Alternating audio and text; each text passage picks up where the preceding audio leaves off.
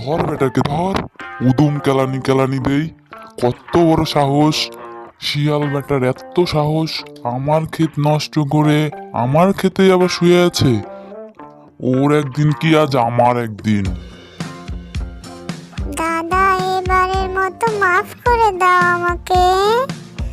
আমি আর আসবো না তোমার ক্ষেত নষ্ট করতে দাদা। বাবা, এবারের মতো শিয়ালটাকে মাফ করে দাও।